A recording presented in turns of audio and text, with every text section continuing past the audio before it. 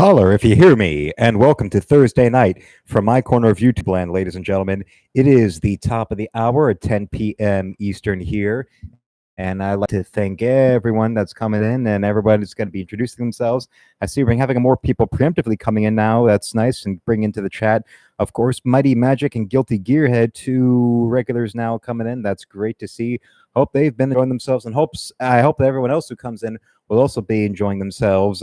And I want to start off this with anybody who comes on in. I thank you. I know right now we've got Young Ripa over there streaming to celebrate his channel getting 500,000 subscribers.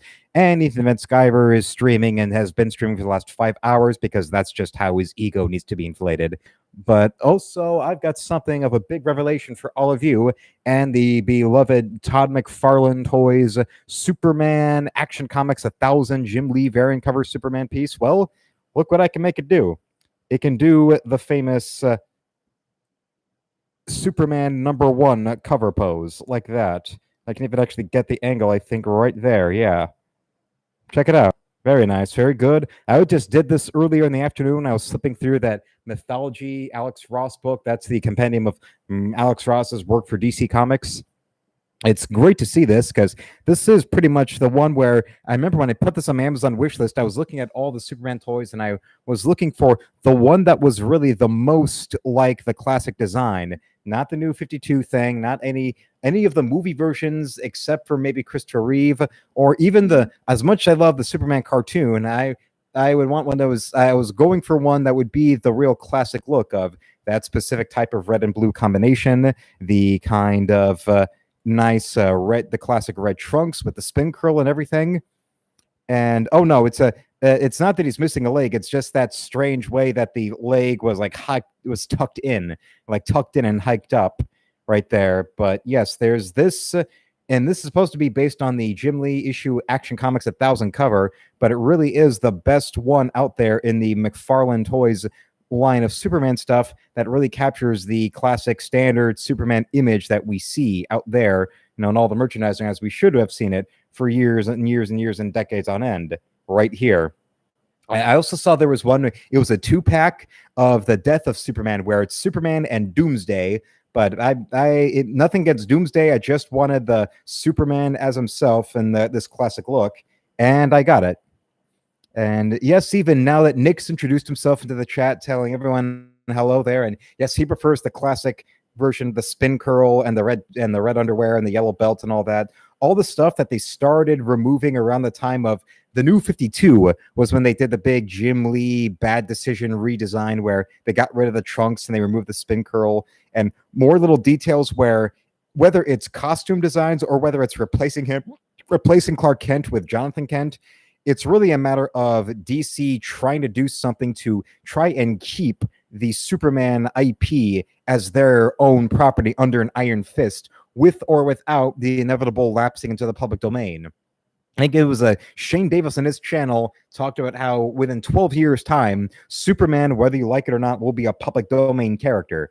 So I guess that there's the business idea of, okay, if we start changing these things around, there we go with this.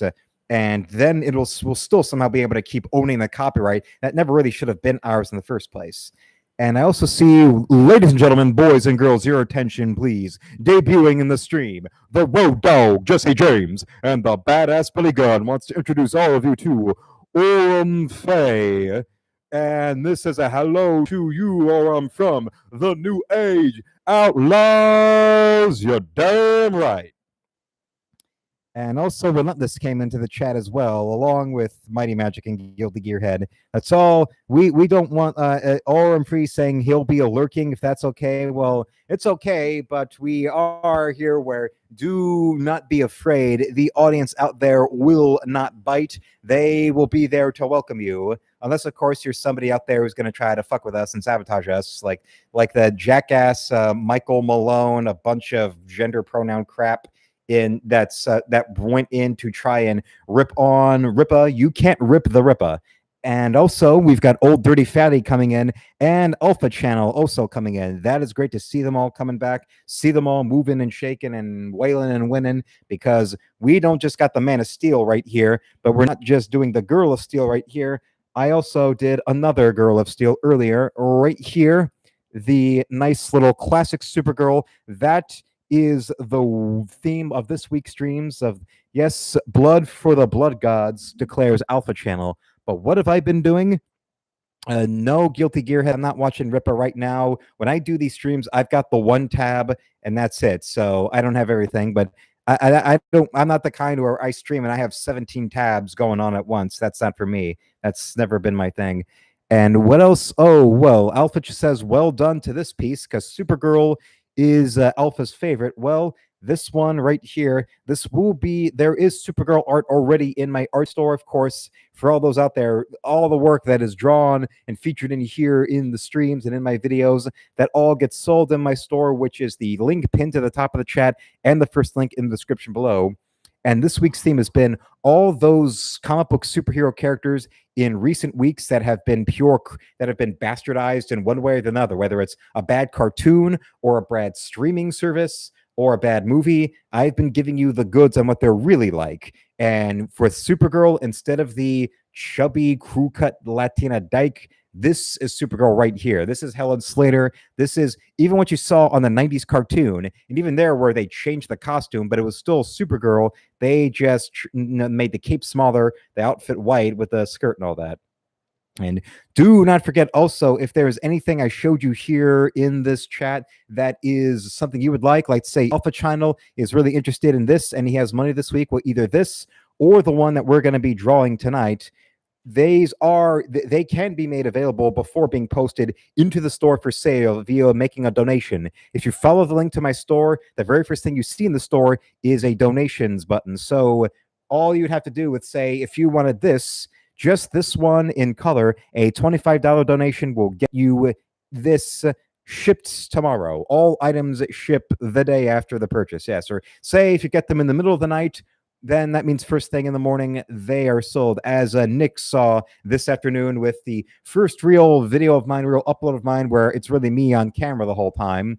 And the raw metal just came in there. Yo to him, everyone yo to him. And let's hope that we all get our balls to the wow. Too bad I don't know the lyrics for that song completely just off the top of my head.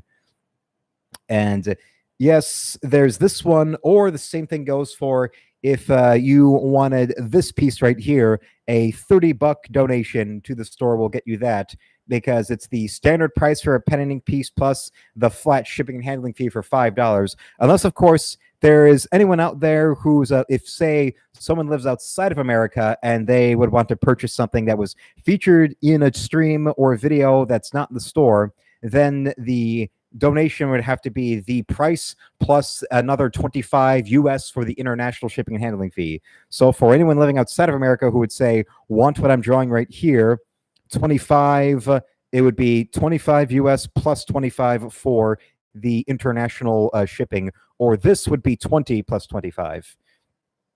And yes, Nick wants to know if that was an astronaut shirt. Yeah, that was it was a NASA shirt that was a gift to me. It was gifted to me of an astronaut in the Vitruvian Man Da Vinci pose. Yes, that's what it is. And yes, Orem Free, you are recognized. We witness you.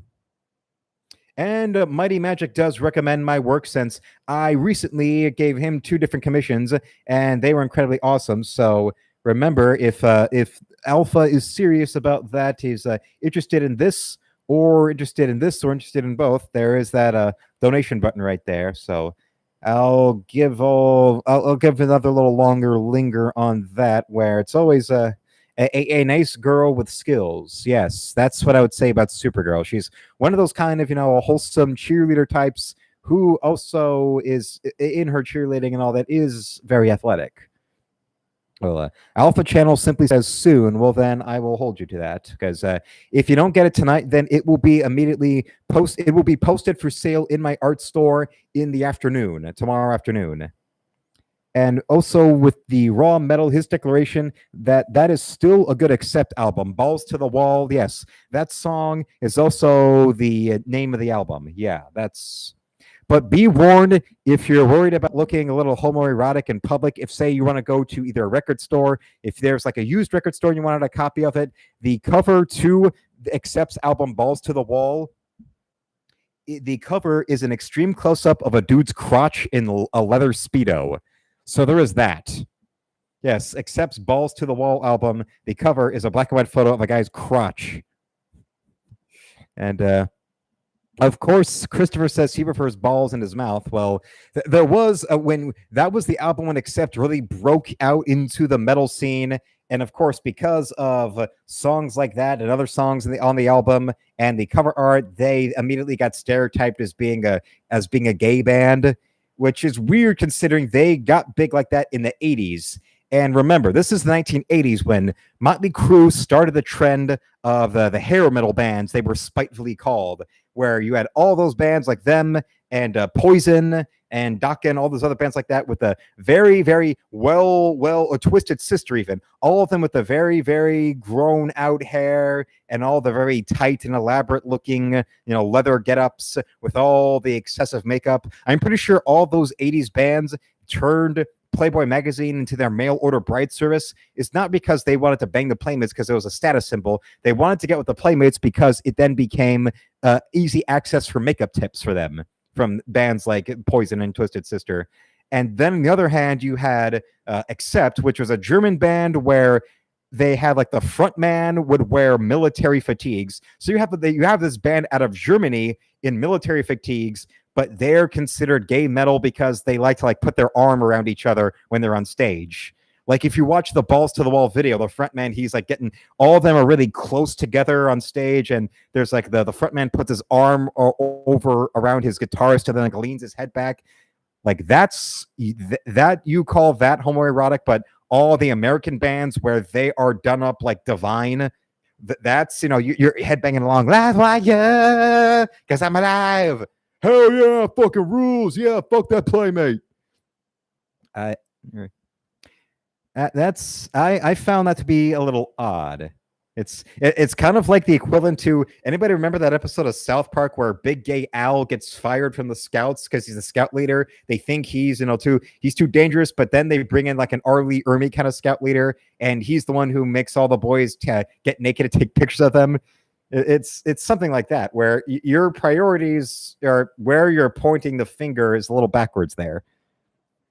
Where was Mighty Magic, though? He says Manowar was the best. The Raw Metal brings up he prefers Angel Witch's Screamin' and Bleedin' album. And when it comes to the concept of what bands, what metal albums in the 80s were considered homoerotic, you've got, all right, this German band in military fatigues because they got balls referencing in their songs and that album cover of a dude's crotch. But then there's an album like what the Raw Metal just brought up, Angel Witch's album Screamin' and Bleedin'. There's a particular way that phrase can be twisted to be confused for meaning something else. Yeah. It makes me, it gets me wondering, it crosses my mind in a certain way. And yes, of course, I'm Big Gay Al. Hi, Big Gay Al, how are you doing? I'm super, thanks for asking. I know there was the song number in the South Park movie, but I can't remember it. That's another where, fuck, if only I knew the lyrics. I'm super, thanks for asking. Something about that Al. It's like with Michael Jackson songs, it's not that I don't remember the lyrics, it's that just most of the time in Jackson songs, I can't understand him. It's a thing with what? Michael, slow down. Slow down. I can't understand you. What? Slow. What the jam? But I can't even understand the chorus except for jam. It ain't too much for me, jam. Okay, Heavy D, I can sort of hear. And even then, it's okay, so he's in a Michael Jackson song, even with Heavy D on jam. It's burn, what the fuck are you saying? Slow down. Michael Jackson. Damn, what the fuck are you saying? What? And yet those music videos were played perfectly as is, but that one white dude from Canada who had one big rap single that In Living Color made fun of, the same show that had Heavy D doing the theme song, both versions of the theme song, and you could hear what he's saying in both versions of the theme. But then when that one white rapper from Canada that got In Living Color spoofed, they had his video on, and they actually had a rolling CNN chyron for the lyrics, because people were complaining that they couldn't understand the lyrics to Informer. The In Living Color parody was called Imposter. Yes. Yeah, and here's when Christopher brings up how he had a big guy named Big Al who was very effeminate. Well, if you remember Big Gay Al from the early years of South Park, and I think we haven't seen him on the show since the episode where it was not too long after Mr. Garrison became Mrs. Garrison and Mr. Slave left him, but then he tried to get back Mr. Slave, and Mr. Slave was now with Big Gay Al, and they were going to get married. I think that's the last time we've seen him. And now back into the chat, we've got Andy Contreras. Hail there, just got home from work and finished watching my latest video. And right now he is enjoying some wings and he'll be watching. Well, okay, then. Also, we'd like to know what kind of wings are they? Because a couple of days ago in the last stream where Huron of Alexandria appeared, we mentioned about different pizza chains. And I said, it's not a good sign for Domino's Pizza where the best thing of what's on your menu is the chicken wings when people go there for the pizza. You're supposed to be a pizza place, and I'm ordering the wings. I haven't ordered from them in a while, but I remember there was like a time where like at least once a week or a couple times a week, my father would order Domino's and he would order the chicken wings, not the pizza. I guess we all like to know, I am walking distance from a place called Detroit Wing Company, but they're like one of those local chains that's supposed to be more high-end. And the neighborhood I'm in, as you've seen from my Going Postal videos, that my neighborhood is far more blue-collar, more simple, even in places run down. But so having a fancy place like that, to put that in perspective, there is a Detroit Wing Company that is inside the MGM Grand downtown. And the MGM Grand Casino Hotel in downtown Detroit, that's very, upscale, very fancy. The most luxurious rooms they have are those kind of rooms that have that big net screen where you can practice your golf swing. Like, remember in The Mask, there's the boss of the villain in The Mask when he's pissed off at him, and he has his goons hold him down to the ground to put the golf tee in his mouth so he can practice his golf swing with the tee in the villain's mouths. And it's against the little artificial screen telling him how many yards that drive went with the computer. Yeah, they have those in these luxurious rooms up there in the MGM Grand. And then when you go down there, they have one of Wolfgang Puck's places, I think, is up there, or they had Wolfgang Puck up there, and then I think they closed it down and placed it with something else that's also very one of those fancy kind of hibachi places. They have a buffet there, but their buffet is like $30 a plate. And also they have a Detroit Wing Company. That's the kind of company that Detroit Wing Company's in. And they've got a place down here where the road it's on is a road where there is O'Reilly Auto Parts, where there's a locally owned Ace Hardware chain that's been there since like the 1940s. That there's like basic Burger King and McDonald's and Taco Bell and Popeyes, I think, also all of there. Or here's when Andy he confirms it's nothing fancy. It's just Buffalo Tyson chicken wings. And he drenches them in the hot sauce. So that's the kind where you can buy them and just like put them in the oven or the microwave. I haven't owned a microwave since Florida. So anything I do, I don't get anything that's microwavable. Or whatever I do get, if it's it's the kind where you can either microwave it or you can put it in the oven. Here's one. Nope, Nick, I have not been to the Pizza House on campus in Ann Arbor. I have not been to Ann Arbor. The last time I went there was in 2002 when my father and I drove up to Ann Arbor for the opening season game of that year. It was the opening game was Michigan-Washington, and we did it. But the night before, we did stay in the city at a hotel. And I remember like the morning there, we went to the Hockey Town Cafe and all their TVs were on to Sports Center. And that was the day of when the baseball strike was supposed to happen. But at that last day, the last minute, they stopped the strike from happening. So then the MLB playoffs could go on. And then after that, we drove down to Ann Arbor for the game. And that's where we were there. Well, for us, if we want to heat up any kind of leftovers, we just go to the oven or we have a toaster. I remember that was a big thing when the lockdowns and the stimulus check came. I sprang for a toaster.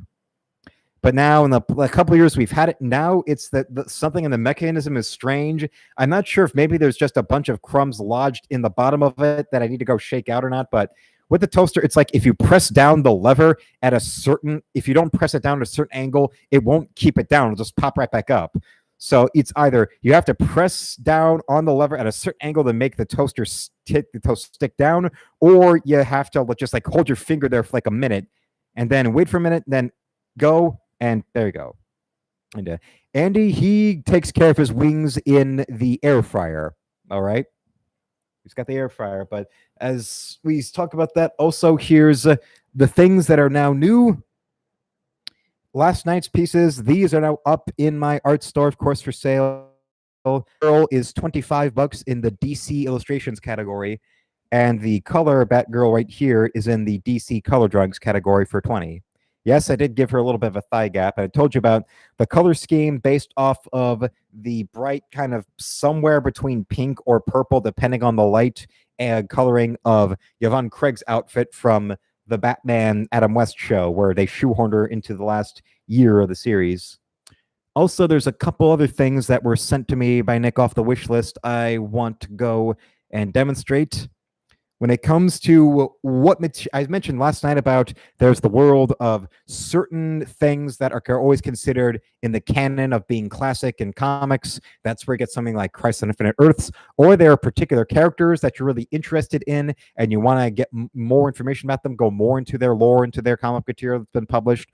Or there's, with Star Wars, all the past material in novels or comics or video games that you can go in to really take your mind off of the crap of the modern Star Wars, but also there are the characters or the inspirations back there that are built on. They are the characters that are a common ancestor for other major properties out there. Like, say, with Batman, besides the obvious and irrefutable shadow plagiarism, something else that is related to that they've been grafting off to since then is been Zorro right here. And yes, long before the character set alight film screens from the day one, when movies were still silent, there was a Zorro film that came out only a couple years after the very first ever Zorro story was published, called The Curse of Capistrano by Mr. Johnston McCulley. And this is 4 of the 6 volumes of paperbacks that have reprinted all the original Zorro stories, because a couple years ago, because Zorro, the copyright was originally 1919, that means that now, a couple years ago, Zorro has completely become public domain.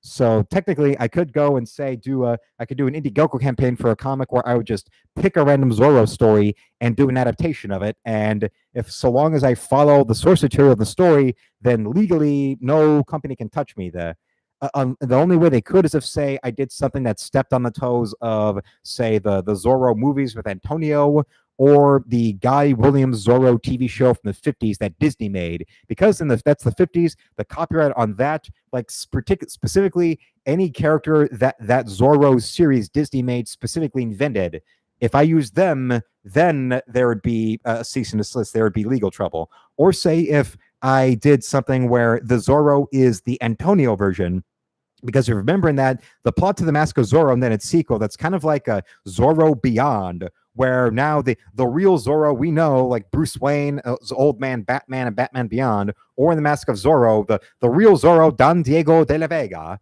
he's now Old Man Anthony Hopkins with a spray tan, who's mentoring Antonio to take up the mantle. Or Catherine Zeta-Jones's character and her amazing breasts. If I featured them, then that's where the legal troubles will be coming in. And these, yes, also the nice classic paintings that you would get for Pulp Fiction stories that would get on, whether it was a magazine they were published in, or if they had their own solo, like, monthly novel, like The Shadow or Doc Savage had. Get to see what. Now here's really the more close to the classic with The Mask and the Hat. And nope, I think Nick, a moose knuckle is a real thing. That's yes, the moose knuckle. That's, I think, the male version of the camel toe. I remember hearing someone joke about that with the movie Staying Alive. What's the male version of a camel toe? And so yeah, it's a moose knuckle, because that's the only way I could describe that bestial thing stuck in John Travolta's pants throughout the movie. For a film directed by Sylvester Stallone, the macho action star director. This film that's supposed about John Travolta, there's an awful lot of scenes of him in really tight pants, or he's in dancing tights, and we can see his crotch. Or in the ending, when he's now the big star of Broadway and he's strutting back down across Times Square to the tune of "Staying Alive," and there's unusual close-ups on his ass and crotch. I mean, yes, the first film, Saturday Night Fever, had a couple of them, but not ones that really lingered on. Like, yeah, that's an interesting thing to see.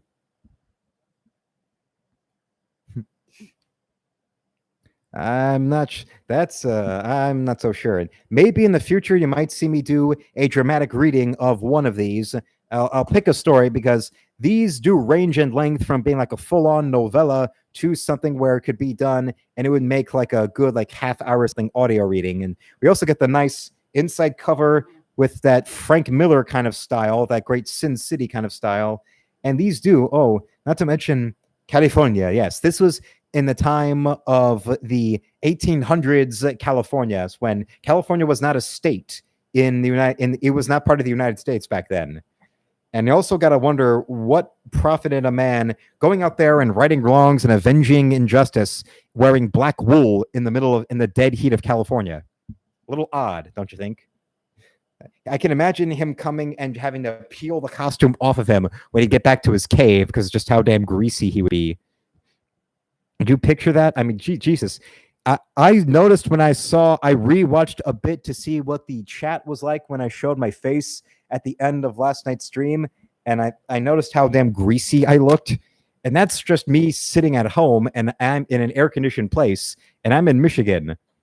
But then you get over to, from there, I can only imagine what this man in all black wool, or even if it's not specifically wool, just heavy black clothes in the California heat. And also he's out there, he's dodging and ducking and dipping, and he's dropping down from high ledges, and he's swinging on ropes, and he's having these very cardio testing, challenging sword fights, and he's also on horseback. So then there you are on top of the sweltering body heat of the horse.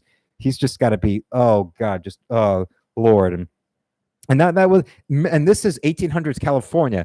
Baseball uniforms in the 1900s were made out of wool. So I can imagine most of what Zorro was wearing in 1800s California was wool and black. And according to Relentless, I looked great. I was adorable in showing my face last night. Well, at the very least, I saw the premiere of my video today. I did not look greasy, but because of how bright it was out, I spent a lot of the time twitching my eyes or trying to squint because, yes, I can't find where I put my sunglasses, so I just had to go out there just barefaced. And yeah, when it's clear out, especially in time like August, then it's me trying to walk with my eyes closed or wait for shade, try to find shade. Mighty Magic can attest to it because he worked outside with black clothes and it sucked. I remember that I went to Death Valley in August, around the same year that I went to Ann Arbor for the opening game of Michigan football for 2002.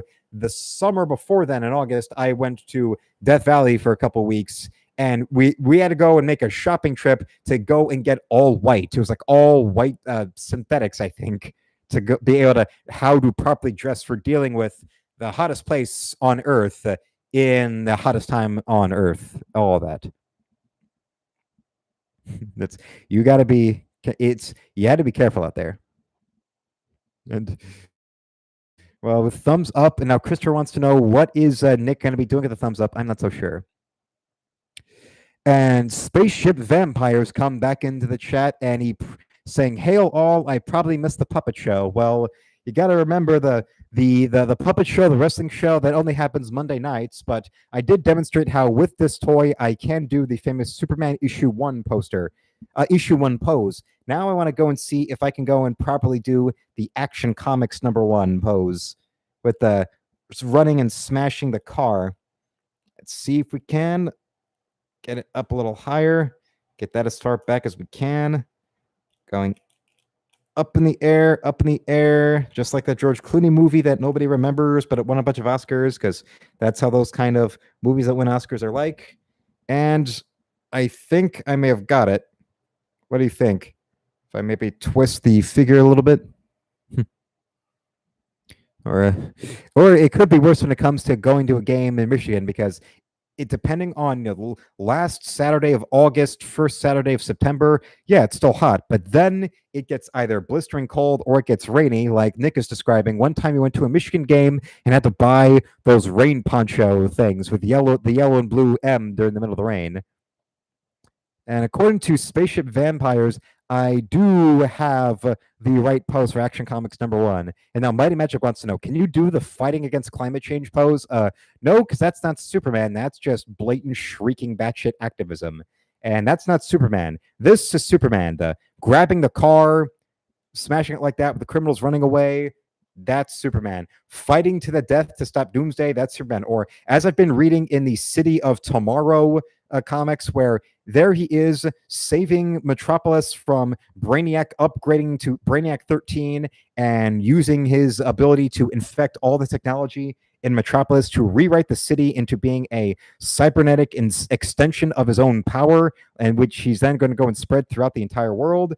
And that was when they had Brainiac rendered as a computer graphic. He looked like how Brainiac would look if he appeared as a villain on Reboot or on the Beast Wars Transformers, I remember. That one, yeah, anybody remember that from the late 90s, early 2000s? They even did that wasn't even something they introduced as a regular issue. It was a special, like, one-off of Superman Y2K. Yes, it's the New Year's stroke of midnight. Now it's New Year's Day 2000, and that's when Brainiac goes and infects the power grid of Lex Luthor's headquarters to go and upgrade himself beyond even his control, to the point where then he becomes Brainiac 13. And Mighty Magic says, "I'm not. This one can't do Superman cannot do the climate change protest pose." But Mighty Magic does, but we can't let Man Bear Peg win. I've bit you, Man Bear Peg. Yes. It's me, Al Gore. And also, when it comes to how Superman is portrayed, of him either good or when Superman turns evil, like the Injustice video game and the Injustice tie-in comic, Raw Metal brings up how Superman as the villain is overplayed, and Nick corroborates with, comics do love to do the whole Superman evil thing. The favorite version of that is Irredeemable and Injustice 1. Well, I remember there was the Injustice video game of Superman being evil, and really that's one of those things where it's another part about Superman I always don't like, is how the modern writers and artists have this complaint about how he's too boring, he's too powerful. So their idea is to either take away all his powers or get some kind of weird fetish for how Batman can always beat him up in a fight, or how, he's so powerful that he's really, really stupid and anybody can go and outsmart him, including Batman or this other character. All you got to do is outsmart him because he's so stupid, because he's too strong. Or if you have him as a villain, it's the whole, even then, in a roundabout way, is an idea of taking him down, taking Superman down a notch, because the writers cannot elevate their thinking to being on the level of somebody who is as powerful and as benign as Superman. Which, say what you want about Grant Morrison, if you like him or you hate him, when he went in and did All-Star Superman, that was a guy who clearly understood the idea of this person who is all powerful and all benign. You really ought to look at it as something where you should raise your level of thinking up to his level. You, the writer, should really take it on as almost like a meditative experience, where how does somebody with all that kind of power work? Who is somebody that is all powerful? And Andy Contreras also brings up how another complaint from those same kind of jackanapes is that he's too pure, and if we had powers, we wouldn't do this. You know, when you get those, remember when it's those kind of shrieking harpies talking about how Superman's too powerful to be interesting, or about how Superman is too pure, he's so unrealistic. If we had all these powers, no, we wouldn't be like Superman. Well, that's because you're just projecting your own narcissism and your own hunger to want to punish people for not accepting your genius. That's why modern comic books are written by people who have the personalities of villains. When they talk like that about Superman, they sound exactly like Lex Luthor in pretty much every incarnation, from the original comic book version of him to the John Byrne businessman version of him in the first post-crisis Superman to as you saw him played by Gene Hackman, or even as Jesse Eisenberg or Kevin Spacey, which for all of his crimes against humanity, Kevin Spacey's portrayal of Lex Luthor was pitch perfect. And the whole narcissism of people with this power, this hunger for power, and this hunger to feel important and so superior to everybody, when they see anybody out there who is legitimately better than them and they want to destroy them, that one line that Lex Luthor has as Kevin Spacey of how gods are selfish beings that fly around in little red capes and don't share their power with the world. And especially that specific kind of portrayal of Luthor, no wonder now they would probably want to relate to Luthor like that. Unless, of course, they see big businessman, they want to turn him into another shallow Trump surrogate because they got to do something somewhere to vent their fucking commie gobbledygook. And Prince Andrew is also back in the chat there, so everyone's saying hello to him. That's great to hear. And Andy Contreras brings up, yes, precisely. I mean, if I had power, and this is Andy I'm quoting here. If I had powers, I'd like to think I would try my best to be good. These people think everyone would be acting like Homelander or worse if they have powers. And no wonder that spiteful deconstructionist drivel like The Boys is stuff they love. No wonder Garth Ennis is a writer on the back of his egocentric anti-superhero boner is somebody that they want to really prop up while going out of the way to ignore that throughout his career, Mr. Garth Ennis may not be a superhero fan, but Superman specifically is a character he still likes. Think about that. The guy who wrote an obvious evil Superman surrogate as Homelander in The Boys, still in interviews and in the work he wrote for DC Comics that was in the DC universe, e.g. Hitman, where Superman would appear and his portrayal of the Man of Steel was always positive, and being asked about the character or just being saying, are there any superheroes you do like? And yes, he still praised Superman. So think about that. That's a little bit of that selective outrage. It's like on the opposite end of that, these are the same jackasses who will call David Zaslav racist while ignoring that he gave $100,000 to Nancy Pelosi during one election season. I don't think that's a guy who's a walking, talking MAGA hat, you morons. In that case, and that kind of talk, maybe that's why Mighty Magic doesn't like The Boys. There's that kind of a... And also a spaceship vampire. Nick is bringing up how that name does remind him of that film Life Force. And Nick also wants to thank me for introducing him to the film Life Force, which was based on a book called The Space Vampires. Yes. And now Prince Andrew, his 2 cents on this is that Superman is the ideal hero, noble, true, etc., etc. People bring him down because they miss the mark or don't want to aim for that kind of moral level, which Grant Morrison with All-Star Superman did try to bring himself up to that level, hence why All-Star Superman ruled. And another thing about that is when it comes to that kind of deconstructionist attitude or that kind of I am such a disgusting, miserable loser that anybody who's more successful than me, I want to ridicule or lash out, like the pretty much all the asswipes who are football fans or just faux football fans who want to just project who are only interested in football on the count of shrieking the name Colin Kaepernick every 3 minutes, take one good look at Tom Brady and treat him like he's Satan because they can't stand the guy who earned his way into being a star and is consistently one with absolutely positively none of validating their political posturing bullshit. Or another one like that I remember was Richard Donner and how he described first getting hired on to direct Superman, and the script that they had was just pure, ridiculous, campy 60s Batman kind of crap.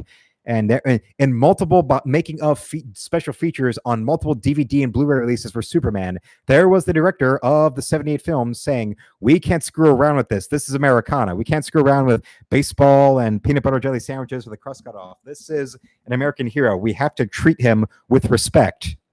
And he had to go and patiently explain to everybody how Superman is something that needs to really go, and we have to treat him as the idea. Hence, it probably was his idea to go in and have Kal-El being mentored by Marlon Brando of saying things like they can be a great people, Kal-El, if they wish to be. They only lack the light to lead the way, which is pretty much the exact opposite of the movie Bob, our superior people that will get rid of all the inferior people for our superior global future.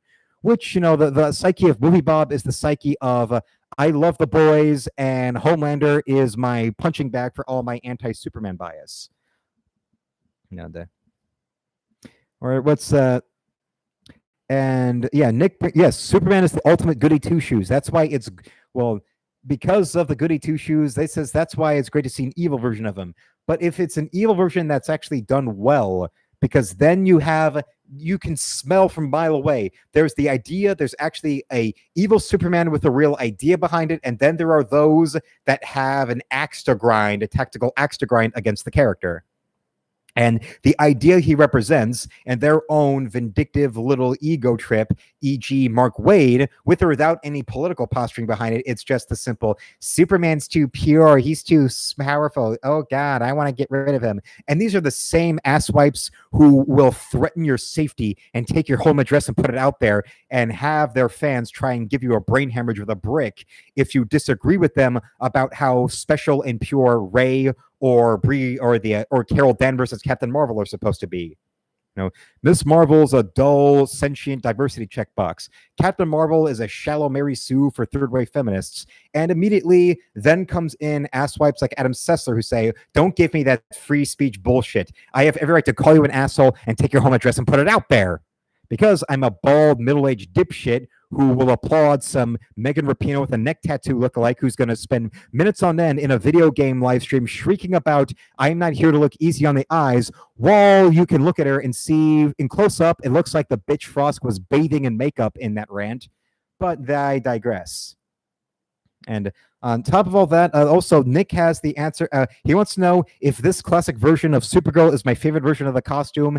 Actually, if you ask me, my favorite version of the Supergirl costume is the one from the 90s cartoon with the white top and the shorter cape with the headband and the blue and the skirt like that.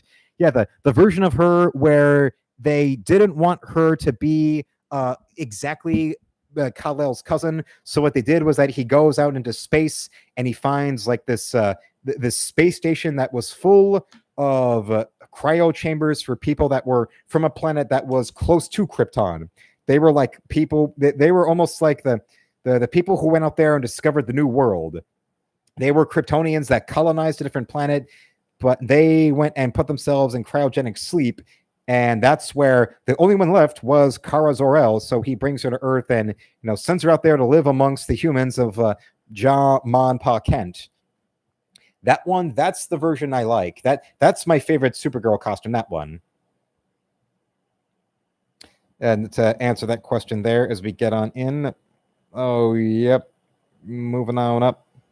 Moving on up to the east side. To deluxe apartment in the sky. I mean, I know there are writers out there who, and not to mention, there are people in comics who just have simply the professional courtesy where they may think one way or another on some kind of topic, whether it's a political topic or whether it's simply what they think of a particular character or not.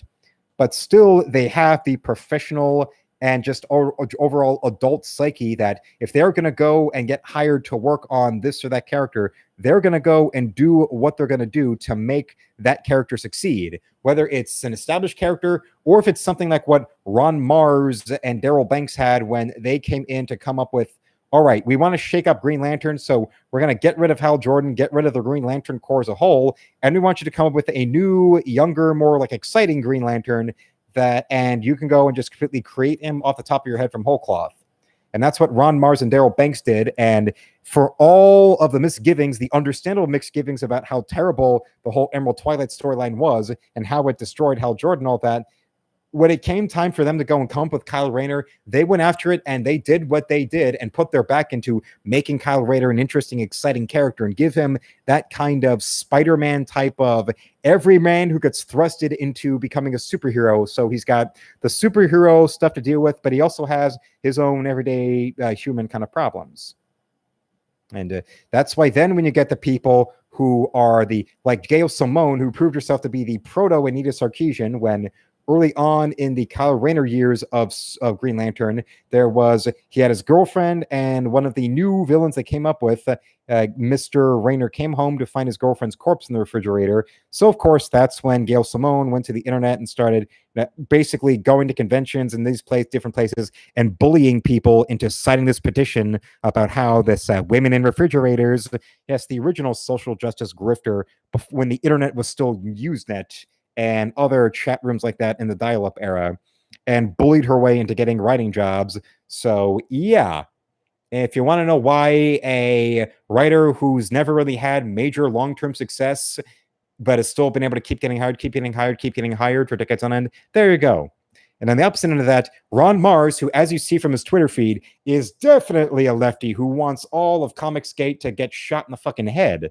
He's the kind of guy who, when that one jackass was threatening to blow Ethan Van Sciver's face off at a comic convention, he was one of the guys who was cheering him on for it. But that guy who said that now, his comic book store went under, so he got what he deserved for threatening a man in public like that. But then when you get to Ron Mars and look at most of his oeuvre, and look at the work he did with Green Lantern, or another comic he did that I'm a big fan of called Sojourn.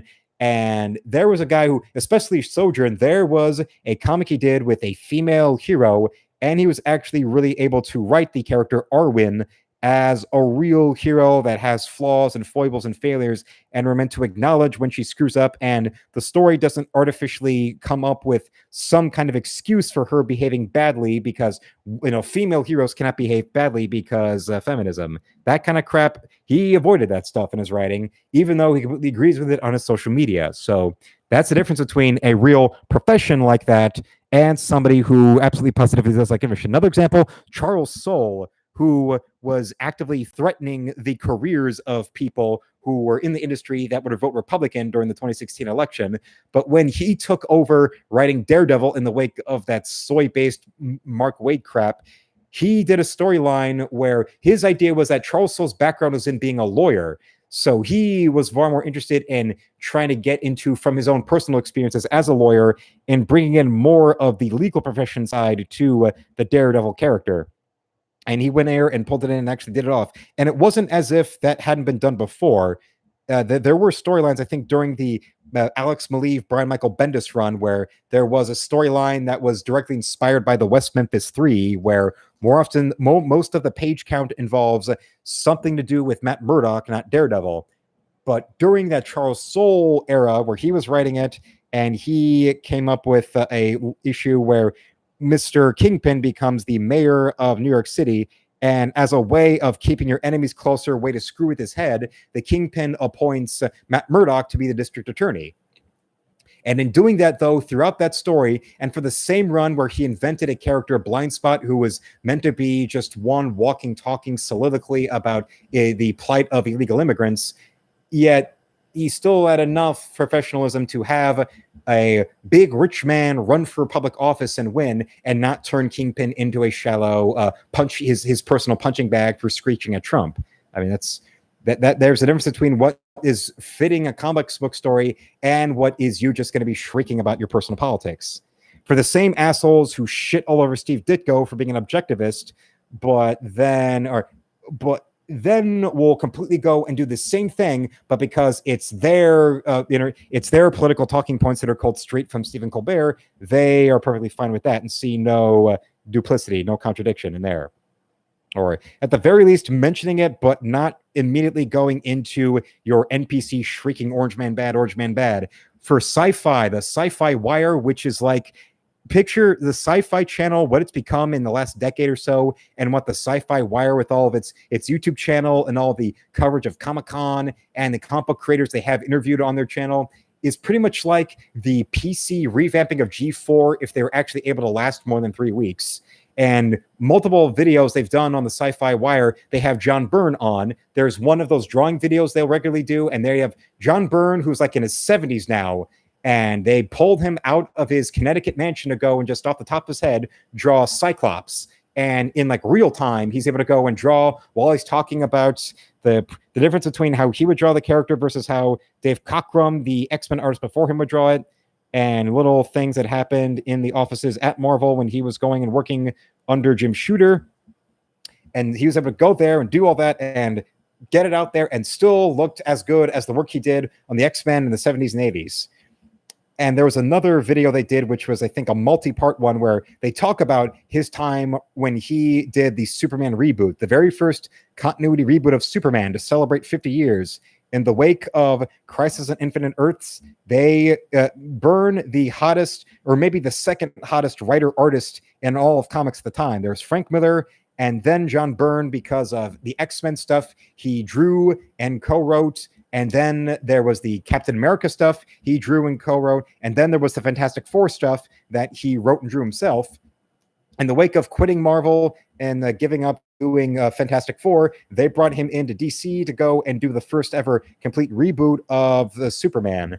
And he talks about that in detail in this Sci-Fi Wire interview, and he mentions about the reinvention. He was the first guy to really change the portrayal of Lex Luthor for being a mad scientist into being a big businessman. And he jokingly says, oh yeah, I kind of was inspired by this guy who was really big in the news at the time. His name was Trump. What had happened to that guy? I don't know. And he has a little chuckle about it. Instead of pulling his hair out and shrieking it was Hillary's time and threatening people in middle America for not voting the way he orders them to, e.g. Movie Bob. That the difference between a functioning adult and shrieking batshit man-children. And I'm pretty sure that for all of Byrne and people who have bitched about him for being difficult to work with or calling him a jerk to work with or he's mean to you at conventions, that still doesn't mean he may or may not agree with things that Charles Soule has to say in his social media in between moments of threatening conservatives in the comic book industry. That's a whole different set of jaws. Although then there are things about Byrne, like, say, how his behavior at conventions or areas with fans, or how he is when it comes to working with him professionally, that's entirely different from someone's political views.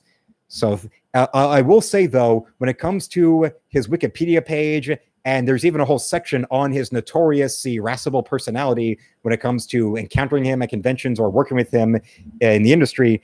And there's a quote from him where he says, "People who understand me just know that I don't suffer fools easily," which, okay, I get that. And especially in an industry like comics that's proven to have a lot of people with a lot of fragile egos and a lot of man-children kind of personality traits, where if you aren't immediately telling them about how special and important they are, or if you even just moderately disagree with them, they'll immediately go to character assassination and threatening your safety. I can honestly understand that. But it is still on, for the case of Byrne, in either defending him or not defending him, it's not a good sign when the one major quote of someone in the business that is defending you and defending your behavior is Gail Simone. I will say that. That's not a good look. And then there's also other anecdotal out there from people in the business, like Rob Liefeld in his Cartoonist Kayfabe interview, where he mentions when he would regularly go to I don't think it was the San Diego Comic-Con. There's the big one they have in Anaheim. I think it's called WonderCon. And he mentioned about, the first one he went there where he met all the heroes of his heroes at the time. He met George Perez, and he met, I believe, Marv Wolfman and Frank Miller. And he also brings up how there was John Byrne, but he was sitting there at his booth, and he had a little sign up on his table saying how he was off duty. And Liefeld finding that a little odd, like, you're sitting right there, but I'm not supposed to talk to you or ask you anything or ask for your autograph when you're here to, engage with the fans and sign autographs or, do commission art like that. I don't get it. There's another one I remember. I believe it was from, I mentioned Cerebus the Aardvark before, and in the early days of the comic, instead of doing those big phone book trade paperbacks for the long-term storylines that Cerebus did, the early first 3 or 4 years where Cerebus was published bi-monthly, 4 issues at a time would be reprinted, and these trades were called the Swords of Cerebus. Well, they're not in print. They haven't been in print since the 80s. But one interesting thing about them over the regular Cerebus phone books was that each issue, Dave Sim would write an introduction where he would give you a little behind-the-scenes detail on what went on with the making of this issue or that issue. And I believe in one of those, which has since then been reprinted on the A Moment of Cerebus fan site, he talks about how the first convention he went to in Atlanta, he happened to have a table right next to John Byrne. And this is in the late 70s, early 80s, when the X-Men were really taking off, with Byrne taking over drawing and co-writing the X-Men. And there he was with his table, preaching the gospel of Cerebus right next to Byrne. And a funny thing happened where there would be these people who would go to Byrne to get sketches. And just in the offshoot, just because, as a precaution, as an interesting little, you never know, Sim brought with him a set of color markers for maybe to do like commission sketches in color.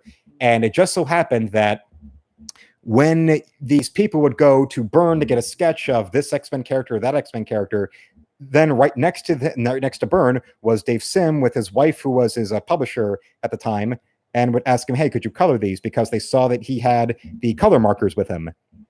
And so there it was like one after another, these people would come to his table asking him to color these John Byrne commissions. And while they were there, they would then take a good look at this thing he was doing that was entirely his own thing, his own self-published piece. And he says, well, he credits that encounter, that great coincidence of being just seated right next to a hot new rising star in the mainstream, is why Atlanta, it was a convention that was happening in Atlanta. That's why Cerebus, Atlanta was always a great Cerebus town. And, another place where you can find an awful lot of Cerebus stuff is Detroit. But remember, the closest major American city to Cerebus is its hometown of Kitchener, Ontario. That's where Dave Sim has been living and working out of his whole professional life.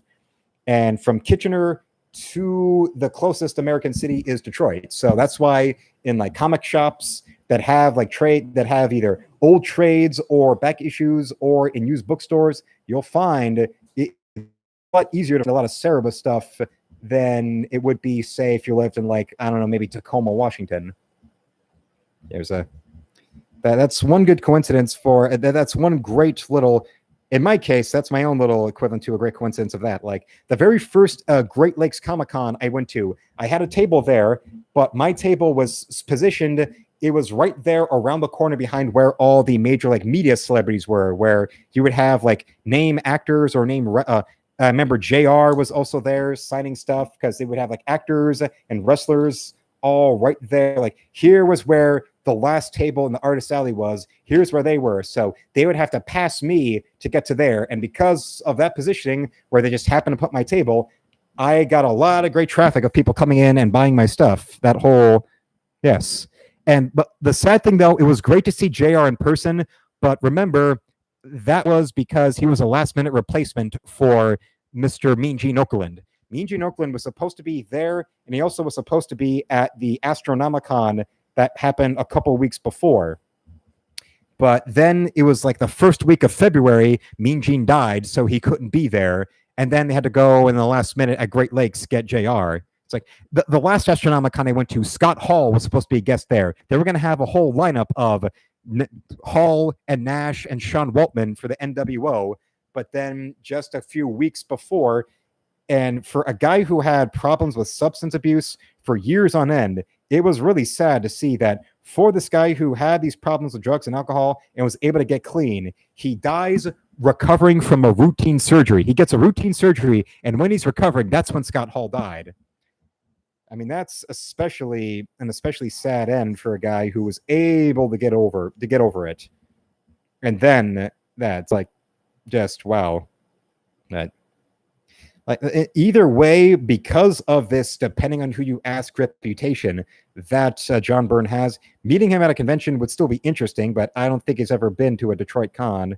And also remember, this guy's in like his mid 70s or so it's not exactly like it's really going to be a big major thing where he's really, in vogue. He's really got like that kind of presence where it's a matter of whether he really wants to go to these shows, because Byrne was part of that first generation of guys at Marvel where they started getting, royalties. They started getting incentives, as they called them.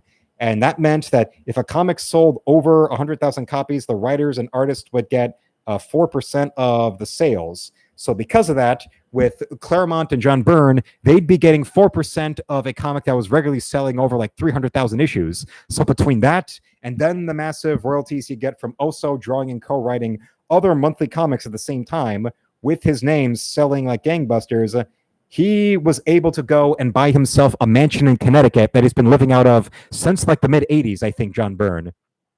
One of those sci-fi wire videos he did was one from his office where he'll still just draw for the fun of it. And this whole room is filled with all these massive, expensive superhero collectibles out of this Connecticut mansion. Yeah. And Guilty Gearhead, yes, it is the wrestling JR.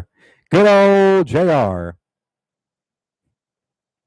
Good old JR. That's the one. Yes, right out there. But I also see it's getting to be that time of the hour. So I want to thank everybody tonight for watching. Remember to subscribe if you're new and to double check that you still are subscribed if you are a returning viewer.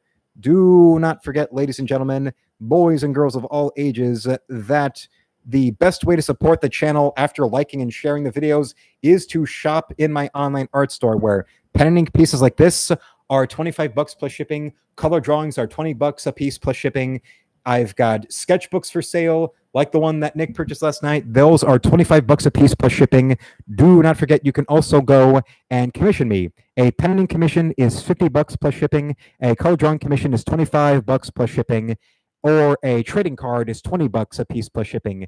And those are available as the last items in my illustration categories, my color drawing categories, and my coffee sleeve super babes category. And those are only $7.50. You can also donate any dollar amount you'd like to support me. Donations are the first thing you see in the store, and they can come from anywhere around the world. And do not forget, whatever you buy, if it's one item or several items, it only comes with a flat $5 shipping and handling fee, unless you live outside of the USA, because then if you do, my store cannot receive orders for commissions or for items out from foreign addresses. So if you want to commission or buy my work, you would have to go and make a donation where add up the prices of what you want in US dollars and include another $25 for the international shipping and handling fee, and your items will ship the next day like it would for any of my American fans out there. And Guilty Gearhead says, don't forget to buy my barbecue sauce. Good old JR here. Don't forget also to go there into your store where fine barbecues are sold and buy my barbecue sauce. Yes, barbecue. Delicious barbecue. And let's see, I want to thank everyone who showed up tonight, from Andy Contreras to Spaceship Vampire, Guilty Gearhead, Prince Andrew, Nick Mighty Magic, said Relentless as well, and Christopher. Nefarious also came into the chat there. I already mentioned Mighty Magic. Going through here to scroll to thank everyone who showed up. Also, whom else was in here? If I'm missing any names, Old Dirty Fatty as well. I thank you one. I thank you all. The Raw Metal as well, along with Alpha Channel and Spaceship Vampire. All of you are great, and all of you, do not forget that I'm going to be live again tomorrow at 10, and I'm going to have a new video, and Vertical Horizons, hello to you, a new video premiering at 6:30. So remember, felines, slam it, lick it, suck it, and see you, Space Cowboy.